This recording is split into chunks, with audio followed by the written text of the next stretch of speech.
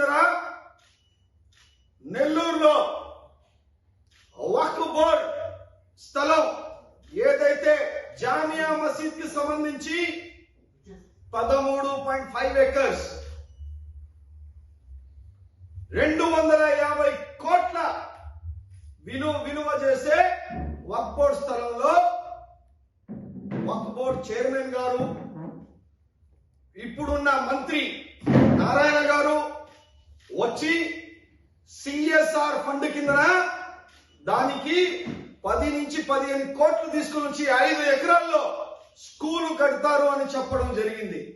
School కట్టడం మంచిదే, international standards కాదు, ఇంకా మంచి స్టాండర్డ్స్ తో స్కూల్ కట్టండి, మాకు ఎటువంటి ఇబ్బంది లేదు, మాకు ఎటువంటి భేద అభిప్రాయాలు లేవు, మేమందరం దానికి కావాలంటే సహకరిస్తాం.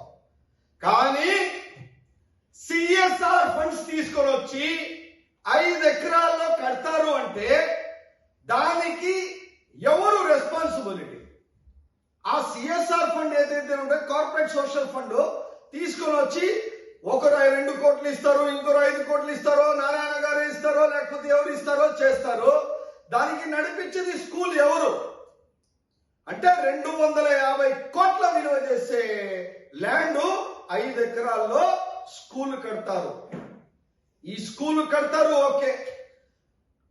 ఇదే టైప్ లో ఏదైతే అలీగఢ్ ముస్లిం యూనివర్సిటీ ఉంది, ఆ అలీగఢ్ ముస్లిం యూనివర్సిటీ సెంట్రల్ గవర్నమెంట్ తో సపోర్ట్ తో చేస్తా ఉన్నారు. ఏది సిఎస్ఆర్ ఫండ్ తో కట్టలే. ఏదైతే అమెండ్మెంట్ బిల్ యాక్ట్ ఏదైతే 2024-2025 లో మీరు amendment bill act Narendra Modi గారి సమక్షంలో చంద్రబాబు నాయుడు గారు ముస్లింలు తూట్లు కూర్చి ఈ బిల్లు పాస్ చేసిన దాంట్లో ఇదే 250 కోట్లు విలువ చేసే ల్యాండ్ తీసుకుపోయి మీరు సెంట్రల్ గవర్నమెంట్ తో కయామి వక్ఫ్ బోర్డ్ ట్రికాపతి స్కీమ్ లో మీరు ఫండ్స్ తీసుకోగలుగుతారు. ఎందుకంటే 20 కోట్లు సెంట్రల్ గవర్నమెంట్ స్టేట్ గవర్నమెంట్ ఇచ్చేసి ఛాన్సెస్ ఉన్నాయి. సిఎస్ఆర్ ఫండ్ పడలేదు దానికి.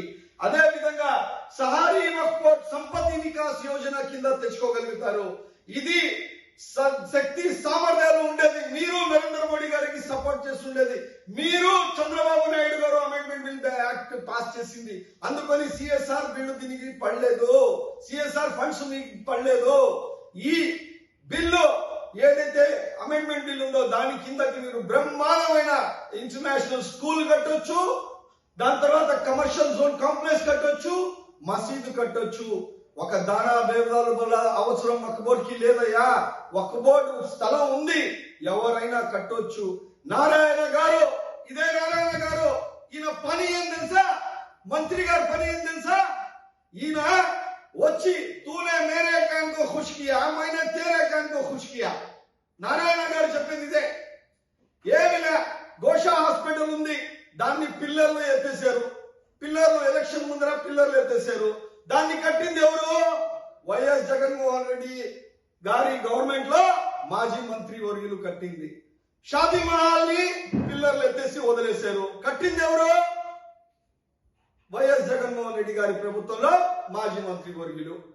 అదే విధంగా పిఎన్ఎం స్కూల్ ఏదైతే మేము పుట్టి పెరిగిన ఏరియా, ఆ ఏరియాలో పిఎన్ఎం స్కూల్ కి స్టిల్ లో జూనియర్ కాలేజ్ కి PNM school PNM junior college అక్కడ ఇచ్చున్నారు.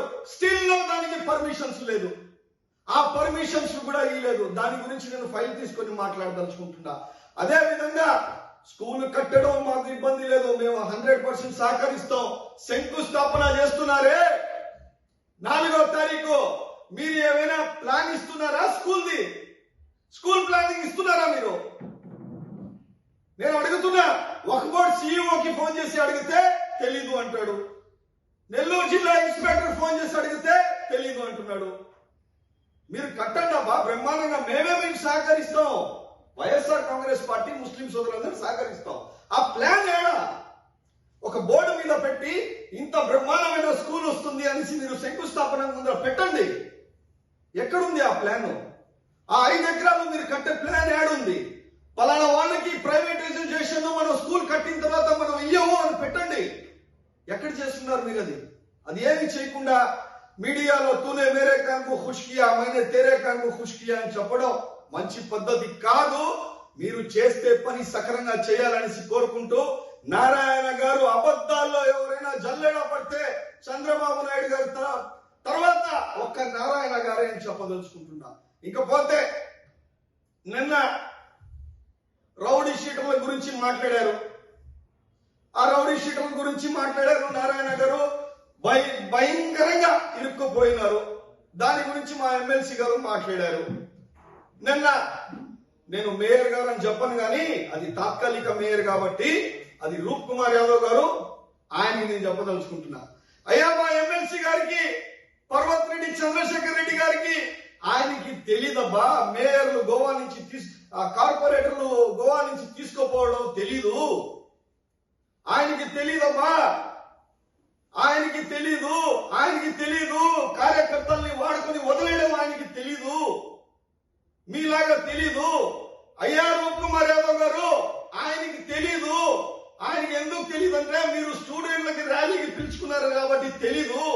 అసలు డిజాస్టర్ అయినది ఏంటంటే నారాయణ గారు, రౌడీ షీటర్లు లిస్ట్ అడగాల్సింది ఎవరికో కాదబ్బా, రూప్ కుమార్ యాదవ్ గారికి అడగండి. గత ప్రభుత్వంలో ఆయన ఉండింది. ఈ రోజు మీ దగ్గర నారాయణ నారాయణ నారాయణ నారాయణ నారాయణ అని చెప్పుకుంటున్నారు. గతంలో ఉండేది రౌడీ షీటర్లకి ఎవరెవరు పెట్టించారో ఏందని గత ప్రభుత్వంలో ఎవరు ఉన్నారు ఆయనకి అడగండి లిస్టు. పోలీసు వాళ్ళకి పడలేదు, ఈయనకి అడిగితే మొత్తం నేనే చెప్పింది, నేనే చేసింది. ఎందుకంటే గత మాజీ మంత్రి విజయవాడలో ఉంటే నెల్లూరులో శాసించింది ఈయనే కాబట్టి అందుకని ఏంటంటే మాట్లాడేటప్పుడు మన ఎమ్మెల్సీ గారికి ఇంగిత జ్ఞానం బాగానే ఉంది. ఏం మాట్లాడో బాగానే మాట్లాడుతున్నారు, దాంట్లో ఎటువంటి లేదు. మీరు మాట్లాడేటప్పుడే అక్కడ మిస్టేక్ జరిగేది. అందుకని మీరు మాట్లాడే పద్ధతి మార్చుకోవాలనేసి ఇప్పుడు మీరు 4 రోజుల కోసం 4 days మేయర్ కాబట్టి 4 రోజులు మేయర్ కాబట్టి మీరు మాట్లాడేటప్పుడు బాగా షార్ప్ గా ఉండి, రూప్ కుమార్ తో పాటు మేయర్ పదవి యాడ్ అయింది కాబట్టి 4 days తాత్కాలికంగా దాని గురించి మీరు ఆలోచించి మాట్లాడాలనేసి మీకు మేము చెప్తా ఉన్నామని తెలియజేసుకుంటూ, ఈ వక్ఫ్ బోర్డ్ ల్యాండ్ మీద త్వరలో ఇంకా మేము మాట్లాడతాం. కానీ స్కూల్ కి మేము ఎవరు అడ్డం లేవు. We are not against the school, we are supporting for that. But దానికి సరిగ్గా మీరు సక్రంగా ఆ ప్లాన్ రూపకల్పన ఏందనేది నీట్ గా చెప్పి శంకుస్థాపన చేస్తే బాగుంటుంది అని చెప్పుకుంటూ అందరికీ నమస్కారం. నమస్తే. 2 రోజుల ముందర నారాయణ సారు రౌడీ షీట్ల గురించి మా పార్టీలో ఉన్న వాళ్ళకి నేను షీట్లు తీపిచ్చేస్తాను, ఆ లిస్టు నాకు కావాలని చెప్పి అడిగారు. నెల్లూరు 2 సంవత్సరాల నుంచి సర్వనాశనం అయిపోయింది. ఏ రోజు లేనిది బీహార్ లాగా నెల్లూరు సిటీ రూరల్ తయారైపోయింది. అటువంటి సమయంలో సీఎం చంద్రబాబు నాయుడే, హోమ్ మినిస్టరే 10 సార్లు నెల్లూరు గురించి చెప్పారు. నెల్లూరులో మహిళలు రౌడీలు అయిపోయారు, నెల్లూరులో ఎక్కువ హత్యలు జరుగుతున్నాయి, బంగాకి ఎక్కువ జరుగుతుంది, డ్రగ్స్ మాఫియా ఎక్కువైపోయింది, కాంట్రాక్ట్ హత్యలు చేసే వాళ్ళు ఎక్కువైపోయారు. ఇక్కడి నుంచి ఒంగోలులో కానీ విజయవాడలో కానీ పోయి హత్యలు జరగడం ఎక్కువైపోయింది. అటువంటి సమయంలో నెల్లూరు జనాలు బయటకు రావాలంటే భయపడుతున్నారు. అటువంటి సమయంలో రౌడీ షీట్లు ఇంకా తీపిచ్చేస్తే షీట్లు మీరు పోలీసు వాడి నిఘా ఎట్లుంటుంది వాళ్ళ పైన. పోలీసు వాళ్ళు సక్రమంగా ఇప్పుడు జాగ్రత్తగా చేస్తున్నారు. రౌడీ షీట్లు ఎక్కడ ఎక్స్ట్రా చేసినా బాగా ఉంచేస్తున్నారు. అటువంటి మూమెంట్ లో నారాయణ సారు ఇట్లా చేయకూడదు, షీట్లు తీసేస్తే రౌడీ షీట్లు బాగుంటారా? పోలీసు వాళ్ళు దృష్టి వాళ్ళ మీద వెళ్ళిపోతే రౌడీ షీట్లు కాదులే అని చెప్పి ఇప్పుడే సస్తున్నారు జనాలు. హత్యలు ఎక్కువైపోయి ఎన్ని సంవత్సరాలు స్వతంత్రం వచ్చి 2 సంవత్సరాలు అయితే కూడా ఏ రోజు కూడా ఇన్ని హత్యలు నెల్లూరులో జరగలే. ఈ మధ్య కూటమి ప్రభుత్వం వచ్చిన తర్వాత ఎందుకంటే మంత్రులు, మినిస్టర్లు, ఎమ్మెల్యేలు వీళ్ళంతా సపోర్ట్ ఉన్నారు. హత్య చేసి వాళ్ళ దగ్గర 5 మంది వెళ్తే వాళ్ళు సీఎం ఫోన్ చేసి మన వాళ్ళు వస్తున్నారు, వాళ్ళు కొట్టు బాబు జైలు పంపించే చెప్తున్నారు. అటువంటి మూమెంట్ లో ఇంకా మీరు భయం లేకుండా చేస్తే ఇంకా ఎక్కువ అయిపోతాయి హత్యలు. కొద్దిగా ఆలోచించుకుని మాట్లాడాలా. ఇంకోటి నిన్న రూప్ కుమార్ గారు చెప్పారు, చంద్రశేఖర్ రెడ్డి తెలుసుకోమని చెప్పి. ఏం తెలుసుకోవాలా? ప్రభుత్వం వైసీపీ ఉన్నప్పుడు ఇందాక సమీర్ ఖాన్ చెప్పినట్టుగా అనిల్ కుమార్ మినిస్టర్ గా ఉండే అనిల్ కుమార్ రెడ్డి ఆయన విజయవాడలో ఉన్నారు. ఇక్కడ మెయింటెనెన్స్ చేసింది ఎవరు? మీరే కుమార్ చేసి మీరే రౌడీ షీట్లు పెట్టించి ఉంటారు. ఆ లిస్ట్ మీ దగ్గరే ఉండొచ్చు. మీరే చేసి మీరే చెప్తున్నారు. అప్పుడు కూడా వైసీపీ ప్రభుత్వంలో ఇప్పుడు తెలుగుదేశం వాళ్ళు ఇబ్బంది పెట్టింది మీరే అయి ఉండొచ్చు. ఇప్పుడేమవుతుంది, అదే తెలుగుదేశంలో పట్టి అదే తెలుగుదేశం వాళ్ళకి పాత సీనియర్ కష్టాలు ఉన్నప్పుడు వైసీపీ ప్రభుత్వంలో తెలుగుదేశం కష్టాలు ఉన్నప్పుడు ఆదుకునే రోజుల్లో తెలుగుదేశం వాళ్ళు ఇప్పుడు మీరు తొక్కేస్తున్నారు. కాబట్టి ఏ రోజు కూడా మీరు సక్రమంగా చేయలేదు. ఇప్పుడు చంద్రశేఖర్ అన్న గురించి చెప్పడం అసలు కరెక్ట్ కాదు. ఎందువల్ల చంద్రశేఖర్ రెడ్డి ఏదైనా మాట్లాడితే కరెక్ట్ గా ఆలోచించుకుని మొత్తం చూసుకుని మాట్లాడతారు. మీలాగా మైక్ ఉంది అని చెప్పి ఎట్టంటే మాట్లాడే అంత అవసరం చంద్రశేఖర్ రెడ్డి గారికి లేదు. అందుకు ఏదైనా మాట్లాడేటప్పుడు ఏం మాట్లాడాలని మీరు తెలుసుకుని మాట్లాడితే బాగుంటుంది. మన నెల్లూరు కార్పొరేషన్ కి ఎలా తీసుకోబోతున్నారో అర్థం కావటం లేదు. ఎందుకంటే మన నెల్లూరు కార్పొరేషన్ లో మేయర్ ఇచ్చిన మన నారాయణ గారు మంత్రి గారు ఎవరికి ఇచ్చారు? మేరు ఆయన ఎవరికి ఇచ్చారు? ఎక్కడికి తీసుకోబోతున్నారు కార్పొరేషన్ కి? ఒక జూదం, ఒక క్రికెట్ బెట్టింగ్ ఆడుకున్న నాయకుడికి ఇచ్చారు నారాయణ గారు. ప్రజలకి అందరికీ తెలిసిపోయింది నారాయణ గారు స్తోమత ఏందని. నేను చెప్పడం లేదది, ప్రజలు చెప్తున్నారు. ఇట్లాంటి ఆయనకి మేరిస్తే అది కూడా 4 రోజులే భోగతమైంది. మళ్ళా నెక్స్ట్ ఉంటుంది, ప్రభుత్వం మారుతుంది, దాని తర్వాత ఉంటుంది. అదే కాకుండా గత ప్రభుత్వం అని ఒక ఎలా చేశారంటే రూప్ కుమార్ గారు నేనే ఒక మైక్ ముందు మీడియా ముందు నేనే ఒక ఖచ్చితంగా మాట్లాడే నాయకుడు అని ఒక గట్టిగా మాట్లాడేసి వెళ్ళిపోయారు. ఒకసారి ఆలోచించాలా రూప్ గారు, గత ప్రభుత్వం అంటే ఎవరు? నెల్లూరు టౌన్ లో అల్లాడించిన మీరే కదా రూప్ గారు. పోలీస్ ఆదాయం మొత్తం తీసుకొని మీరే కదా రౌడీ షీట్లు ఓపెన్ చేసింది. 2017లో మీరేం చెప్పారు రూప్ గారు?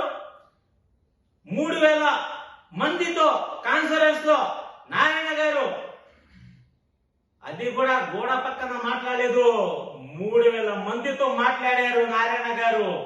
రౌడీ షీటర్లకి ఒకసారి విచారణ చేయండి, అక్రమంగా కేసు పెట్టు ఉంటే వాళ్ళకి తొలగించాలని నారాయణ గారు మాట్లాడారని మీరు చెప్పారు గారు.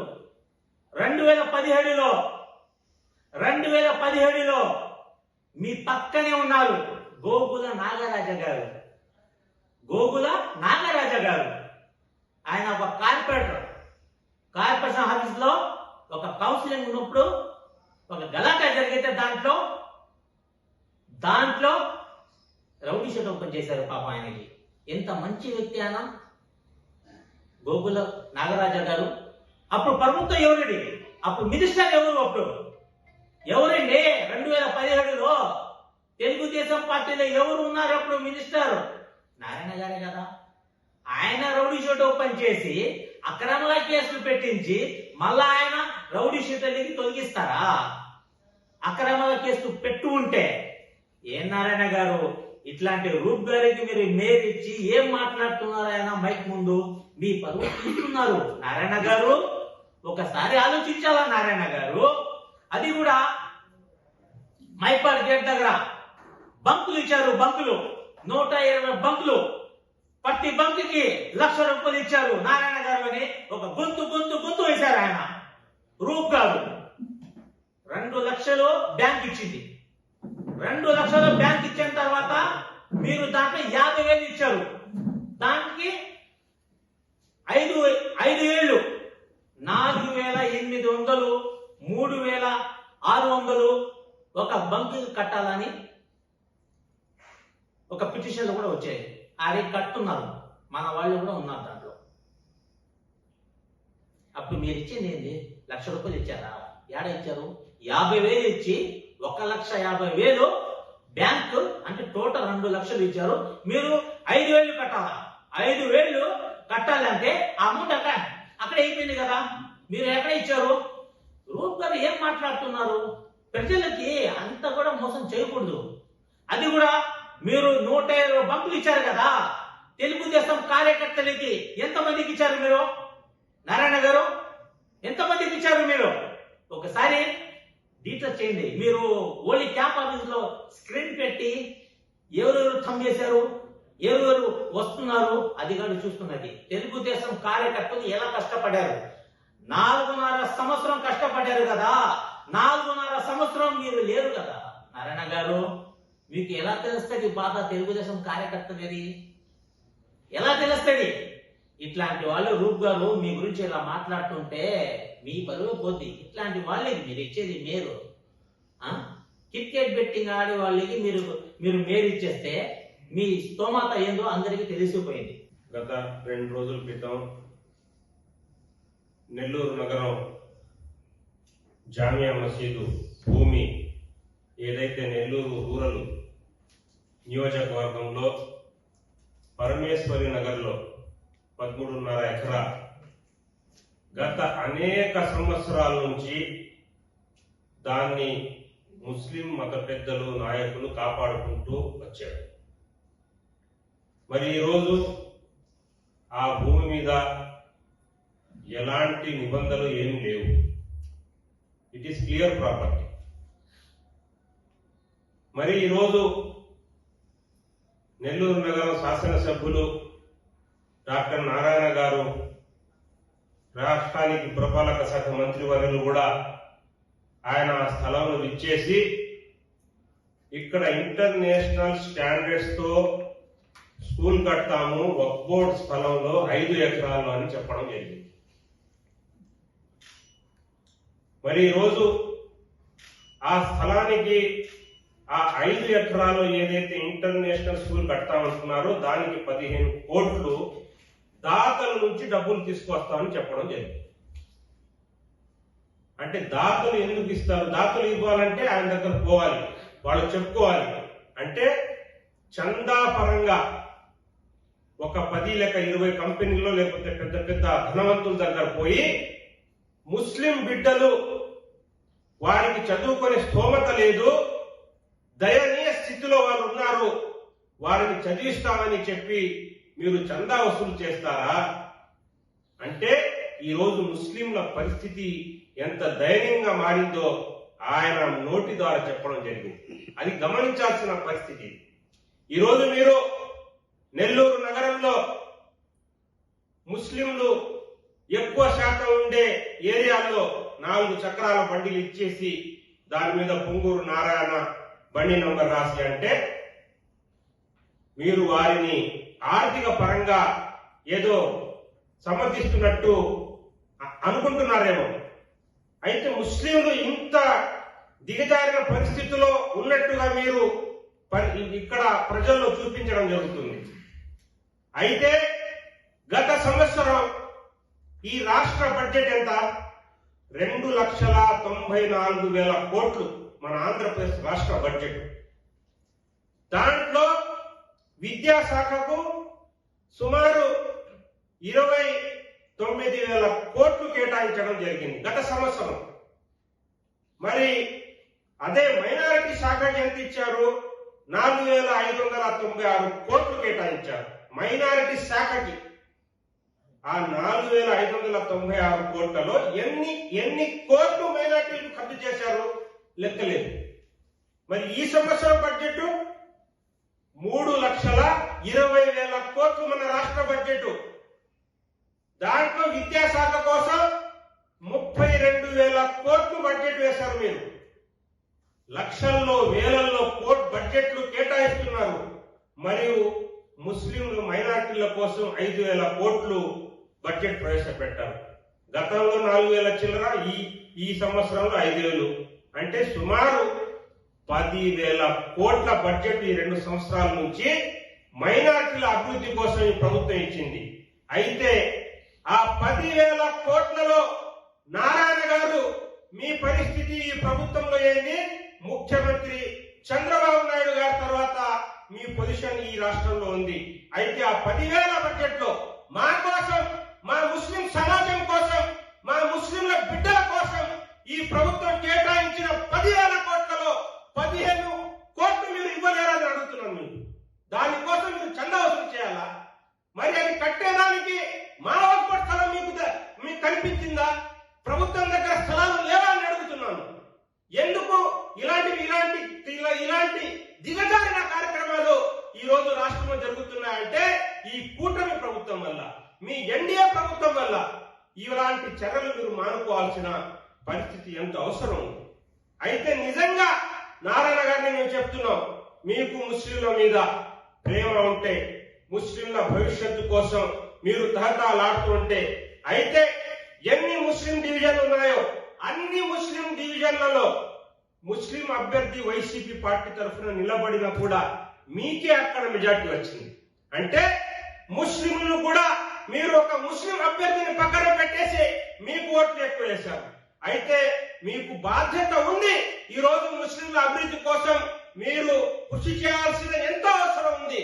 నిజంగా మీకు ముస్లిం సమాజం కోసం మీరు ఏదో చేయాలనుకుంటే, ఏదైతే 15 కోట్లు మీరు తీసుకొస్తానంటున్నారే, 15 కోట్లు తెచ్చి ఏదో స్కూల్ కట్టేసి ఆ ఒక్క స్థలాన్ని అన్యాక్రాంతం చేయకుండా మీ స్కూళ్లలో, మీ నారాయణ స్కూళ్లలో ఏదైతే ముస్లిం ప్రజల బిడ్డలు చదువుతున్నారో ఆ 15 కోట్లు మీరు తీసుకొని వారికి 50% ఫీజు రాయితీ ఇవ్వండి. నిజంగా మీకు మా పట్ల ఆసక్తి ఉంటే, మీకు మాకు అభివృద్ధి చేయాలనుకుంటే ఇవ్వగలరా? ఒక్క స్టూడెంట్ ని కూడా మీరు కేవలం పార్టీలో ఉండే మీ యొక్క కాన్ఫరెన్స్ కాల్లో ఉండే 3000 మందికి మాత్రమే మీరు ఫీజు రాయితీ ఇస్తున్నారు తప్ప మీకు ఓటు వేసిన వారికి మీరు ఇస్తున్నారని అడుగుతున్నారు. ఎక్కడ ఇస్తున్నారు? ఆ 15 కోట్లు ఎక్కడ? ముస్లింలు మన బిడ్డలకి చదువుకొచ్చేదానికి మేమేమి బాధపడి పెద్ద కష్టాలు ఏం లేవు. ప్రభుత్వ స్కూళ్ళలో చదివించుకుంటున్నాము. ఈరోజు ప్రభుత్వ స్కూళ్ళు బాగా జరుగుతున్నాయి. మీ స్కూల్లో చదివే, లేకపోతే కనీసం మీ పార్టీలో ఉండే, లేకపోతే మీ టీడీపీ తెలుగుదేశంలో ఉండే ఎన్ టీము, లేకపోతే మహిళా టీము, వాళ్ళ పిల్లలు చదువుతున్నారే ఆ 15,000 కోట్లు. అంటే మా ముస్లిం బిడ్డలు చదివే బిడ్డల యొక్క ఫీజుల్లో ఆ 15 కోట్లు మీరే తీసుకొని రాయితీ ఇచ్చి ఆ ఇంటర్నేషనల్ స్టాండర్డ్స్ ఏదో మీరు చదివి చూపించండి. అది చేయలేరా? లేకపోతే విద్యా అభివృద్ధి కోసం ఏదైతే ఈ ప్రభుత్వం 2 సంవత్సరాల నుంచి 50 కోట్లు, 50,000 కోట్లు, 50 కోట్లు కూడా కాదు, 50,000 కోట్లలో కూడా మీరు 15 కోట్లు తేలేరా? మీరు చందా వసూలు చేయడానికి అవసరం ఏముంది? మరి ఇంకో కూడా అవకాశం ఉంది.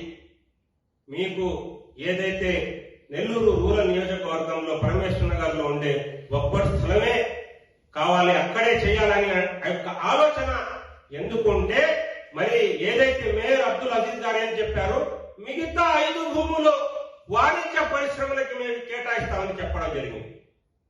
మరి దాని వెనక ఏం కుట్ర దాగిందో మనకైతే అర్థం కావడం లేదు. ఇవన్నీ ఈరోజు ప్రజలు, ముస్లింలంతా దీనికి వ్యతిరేకత ఉంది.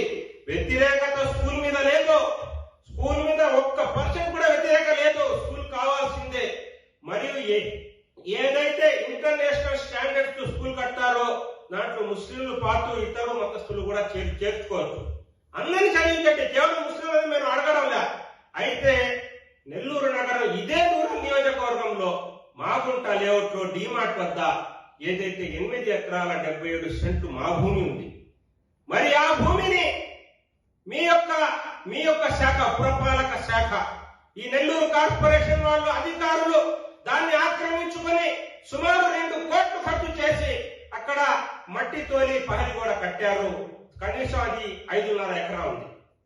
అది సైన్స్ పార్క్ కట్టామని కార్పొరేషన్ లో ఆడ ఆమోదం జరిగింది. సైన్స్ పార్క్ అంటే విద్యార్థులకే కదా. విద్యార్థులు ఈ రోజు కోర్టులో పెండింగ్ ఉంది. మా యొక్క ముస్లిం సమాజం నాయకులు, పెద్దలు అందరూ కలిసి దాన్ని కోర్టులో స్టే తెచ్చడం జరిగింది. ఆ స్టే కావాలంటే మేము వాపస్ తీసుకుంటాం. మీకు నిజంగా మా పట్ల ఆసక్తి ఉంటే, మా అభివృద్ధి కోరుకుంటే ఆ స్థలంలో ఈ స్కూల్ కట్టి చెప్పించండి. మీ పురపాలక శాఖ ఆధీనంలోనే ఉంది. మీరు తలుచుకుంటే రేపే దాన్ని శంకుస్థాపన చేసుకోవచ్చు. మరి చేయగలరా? అక్కడ కేవలం ముస్లింలే కాదు, ముస్లింల కోసం 50% సీట్లు కేటాయించి మిగతా 50% ఇతర మతస్థుల పిల్లలు కూడా మీరు సీట్లు ఇవ్వండి. దాన్ని నిరూపించుకోండి. మరి అలా మీరు చేయగలిగితే అప్పుడు మేము భావిస్తాం మీరు ముస్లింల యొక్క అభివృద్ధి కోరుకుంటున్నారని. అలా మీరు చేయకపోయిన పరిస్థితులు వస్తే, ఏదైతే 13.5 ఎకరా పరమేశ్వర నగర్ లో ఉందో ఒక్కరు భూమిని కాపాడుకోవడానికి